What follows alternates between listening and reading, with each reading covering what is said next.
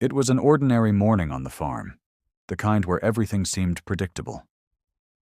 I had just finished a long day's work with the crops, and I felt like taking a break. The sun was high in the sky, casting its golden glow over the fields.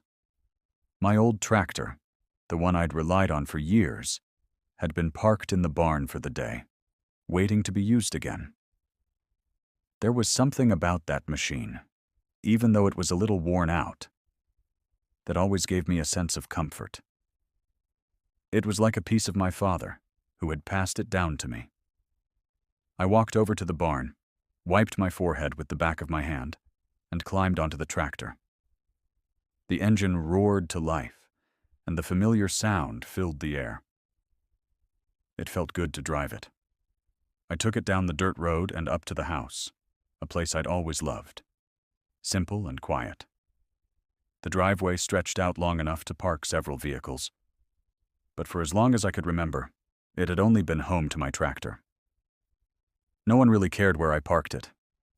It was my driveway after all. I pulled the tractor into the driveway, switched off the engine, and hopped out. I glanced at it one last time before heading inside. Nothing felt out of place. It was just another day. I didn't think anything of the tractor being there. After all, what harm could it do?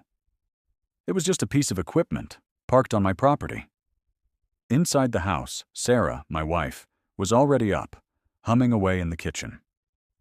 The smell of freshly brewed coffee filled the air, and I could feel myself relaxing. I plopped down at the table, took a sip of the coffee, and started to unwind. Everything felt calm. That is, until I heard a loud rumbling noise outside. I didn't think much of it at first, assuming it was some sort of storm, even though there wasn't a cloud in the sky. But when I looked out the window, my heart sank. There was a tow truck in my driveway, the kind that's used to haul off cars. I stood up and walked toward the door, my heart beating a little faster. What in the world was going on? I was just about to step outside when Sarah looked up from the kitchen. She heard the noise too, and came running over to me. We both watched as the tow truck pulled up next to my tractor. The driver, a large man with a rugged face, got out of the truck and started preparing to lift my tractor. I was in shock.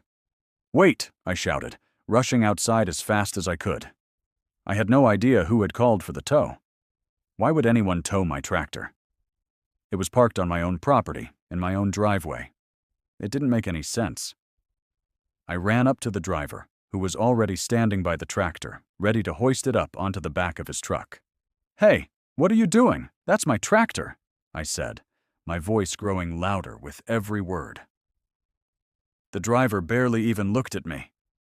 "You gotta move it, man," he said without much emotion. "It's getting towed." I stood there for a moment, trying to process what was happening. This couldn't be real. "But it's on my property, in my driveway. I'm not blocking anything. Why is it being towed?" The driver didn't answer. He just moved to his truck and started the engine. Before I knew it, the tractor was being lifted off the ground. The sound of the hydraulic lift was deafening as it clanked to life, and my heart sank even further. "Stop! You can't do this!" I yelled, but it was no use. The tow truck roared as it began to drive away, pulling my tractor behind it. Sarah ran out, and I could hear her calling my name as she joined me in the driveway. We were both frozen, unable to believe what was happening. "Jake, what's going on?" she asked, her voice filled with confusion. I didn't know how to explain. All I could do was watch as my tractor was taken away, a piece of equipment that meant so much to me, now being dragged away like it was nothing.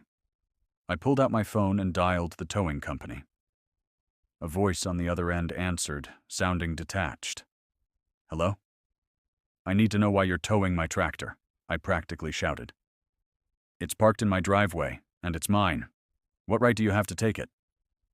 The person on the phone didn't seem fazed by my anger. "Your vehicle has been impounded. You can pick it up once you pay the fine," she said flatly. "What fine? Why is it being towed in the first place?" I demanded. "You'll have to pay to get it back," she repeated, not giving me any more details. She hung up before I could say anything else. I stood there for a moment, my mind racing. It didn't make any sense. I didn't remember receiving any warnings, no notices, no nothing. Why was my tractor being treated like a criminal? Why was it even towed in the first place? I quickly ran to my truck and told Sarah I'd go and figure it out. I sped off toward the towing company, my mind in a frenzy. I had no idea what I was walking into, but I knew one thing for sure. I wasn't going to let this go without a fight. I arrived at the towing company in what felt like record time, though it was only a short drive. My heart was pounding as I parked outside the lot. I could see my tractor in the distance, surrounded by what appeared to be a few police cars. It was surreal. Why was my tractor being treated like some kind of crime scene? I walked toward the lot, trying to keep my mind from spiraling into panic. This whole situation was beyond anything I had imagined. When I reached the entrance, the security guard looked at me like he had seen 100 other people, all just as confused and angry as I was. He didn't seem at all surprised to see me. I told him I was there to pick up my tractor and asked what was going on. The guard didn't say much, just gestured for me to follow him to the back of the lot. As I walked, I tried to keep my composure, but my mind was racing. Who had called for the tow? What was the deal with all the police cars? This was getting stranger by the minute. When we got to the back of the lot, I saw my tractor sitting there, but it was clear that something was wrong. There were several police officers standing near it, talking in hushed tones. My first thought was that maybe they were just investigating some minor issue, but then I noticed the serious look on their faces. They weren't just here to investigate a routine parking violation. One of the officers, a tall man with a thick jaw and a stern expression, approached me. I asked him straight out what was going on. Without hesitation, he told me that my tractor had been involved in an ongoing federal investigation. At first, I thought he was joking. How could a tractor, my tractor, be tied to a federal case? I was just a simple farmer trying to do my job. But the officer was serious. He told me it was part of a much bigger investigation, and the tractor had been marked as evidence. He even mentioned that I was lucky I wasn't arrested, though he didn't explain why. I felt my stomach drop as I processed what he had just said. The words didn't make sense. My tractor, which I had always used for basic farm work, was somehow linked to something federal? This couldn't be happening. I asked him again, trying to get some clarity. He explained, but it didn't help. He said that the tractor had been flagged in connection with a series of illegal activities that involved several organizations. He wouldn't say much more than that, but the implication was clear. I had gotten caught up in something far bigger than myself. I stood there, stunned. How could this happen? How had my simple, everyday tractor turned into a piece of evidence in a federal investigation? I had never been involved in anything illegal. I wasn't even sure how this tractor could have any connection to something criminal. But the police were insistent. They weren't just here to tow my tractor. They were treating it like an important piece of evidence in an investigation. I asked about the next steps and how I could get the tractor back, but the officer told me I'd need to speak with the federal agents handling the case. My head was spinning. I had no idea what to do or who to turn to. I asked if I could at least speak to someone in charge, and the officer reluctantly agreed. A few minutes later, another man arrived, someone who looked like he had been waiting for me. He was dressed in a suit, his expression cold and businesslike. He introduced himself as Agent Carter, and he immediately got to the point. He told me that I was involved in a case that spanned multiple states and that my tractor had been inadvertently tied to it. I couldn't wrap my head around what he was saying. He went on to explain that someone had used the tractor for illegal purposes, though they had no idea how or why it ended up in my possession. It seemed like a bad dream, But the reality of the situation was starting to hit me. I asked him what this had to do with me. How was I connected to this mess? Agent Carter looked at me for a moment, as though deciding how much to share. He finally said that they had traced the tractor back to a series of transactions that had been made under false pretenses.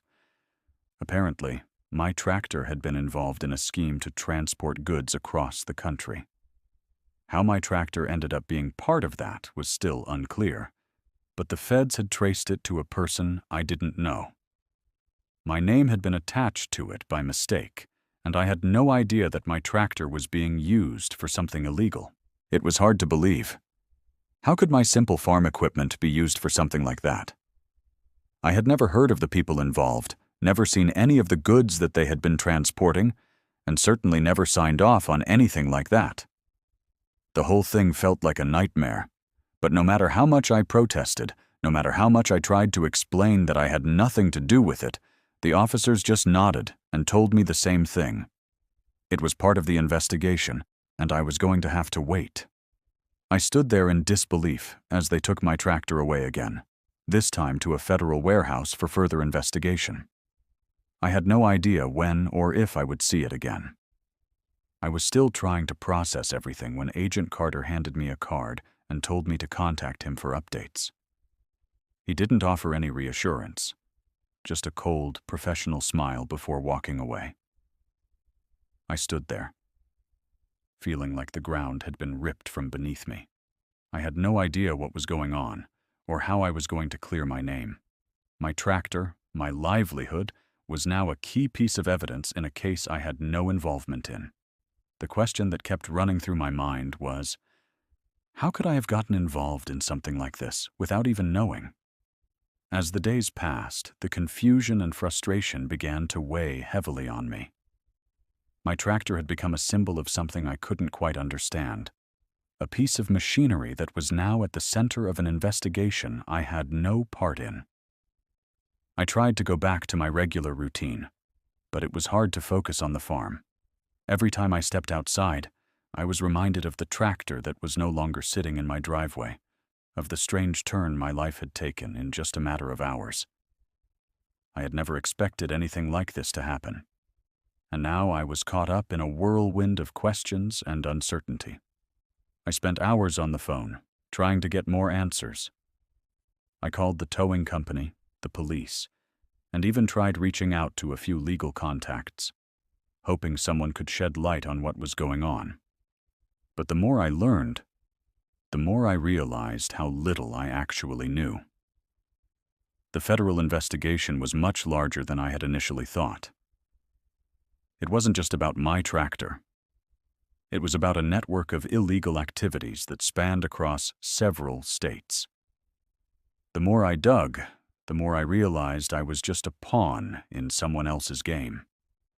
The worst part was not knowing who was behind it all, or how my tractor had been used in the first place. Eventually, I got a call from Agent Carter. He told me that they had traced the tractor back to a person involved in the illegal operation, but they still hadn't figured out how my name had been attached to it. The whole thing didn't make sense, but they assured me that they were working on it. I couldn't help but feel like a victim in this situation, but there was nothing I could do but wait. They told me to be patient, but patience was a luxury I didn't have. I needed to clear my name, and I needed my tractor back. The longer it stayed in the hands of the authorities, the more I felt like I was losing control of my life. Days turned into weeks, and I found myself growing more desperate. The tractor had been taken for what seemed like an eternity, and there was still no resolution. My work on the farm was suffering. Without it, I couldn't plow the fields, couldn't maintain the property like I used to. My farm was my livelihood. And without the tractor, I was left feeling helpless. I had no idea how to get it back or when it would be released. The uncertainty was eating away at me. Then one day, just as I was about to give up hope, I received a letter from the authorities. It was official, with a stamped seal, and my heart skipped a beat as I tore it open. The letter explained that my tractor was being cleared of any wrongdoing and that it would be returned to me.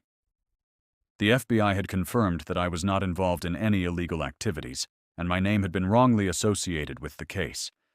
The news felt like a weight had been lifted off my shoulders, but it also brought with it a new set of questions. How had this happened in the first place? Who was behind all of this? And why had they used my tractor? The mystery remained unsolved. The towing company called shortly after the letter arrived. They informed me that my tractor was ready to be returned, and I could pick it up whenever I was ready. I felt a mix of relief and wariness. I had spent so much time trying to clear my name that I almost forgot what it felt like to have my tractor back in my hands. When I finally got it home, it felt like a strange victory. But there was still a lingering sense of unease. The investigation had been closed, but I knew I hadn't seen the last of this story. The mystery of how my tractor had gotten caught up in such a mess would remain with me, even if I never got the answers I was hoping for. In the end, I never did find out exactly who was behind using my tractor for illegal purposes, but I learned a valuable lesson. Sometimes life throws you into situations you never expect, and you just have to keep pushing forward, even when it feels like the world is working against you. I was fortunate to get my tractor back and clear my name, but not everyone is so lucky. As I drove my tractor back to the fields that day, I couldn't help but feel a little more cautious. The world was bigger than I had realized, and sometimes it had a way of pulling you into its problems without warning. But for now, at least, I had my farm back. And that was enough.